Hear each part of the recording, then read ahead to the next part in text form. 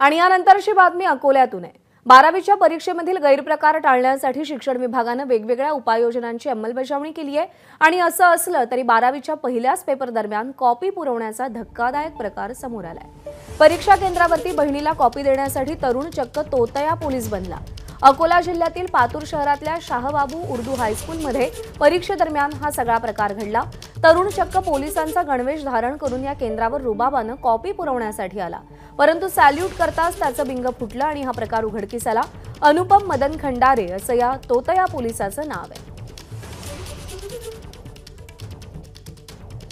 उमेश ओलोणे आपले प्रतिनिधी सध्या आपल्या सोबत आहेत। उमेश, एक वेगळा प्रकार कॉपी पुरवण्याचा या निमित्तानं समोर आलाय, हे बिंग नेमकं कसं फुटलं?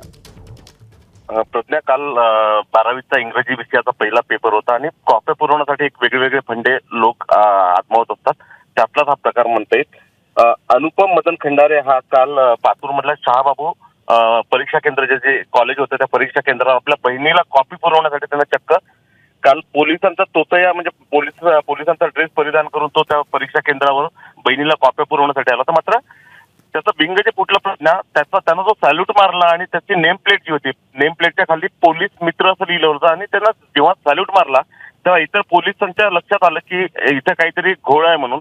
जेव्हा त्याची चौकशी केली तेव्हा त्यांना सांगितलं की आपण आपल्या बहिणीला कॉप्या पुरवण्यासाठी आलेला आहोत आणि बहिणीला कॉप्या पुरवणं सोपं व्हावं म्हणून आपण पोलिसांचा वेश परिधान केलं त्यांनी सांगितलं।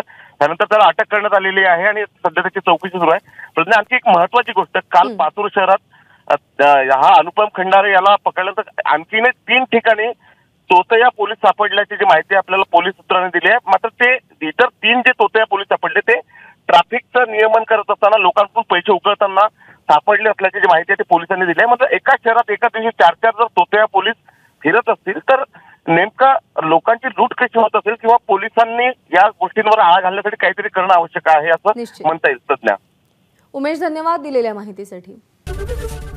एबीपी माझा, उघडा डोळे बघा नीट।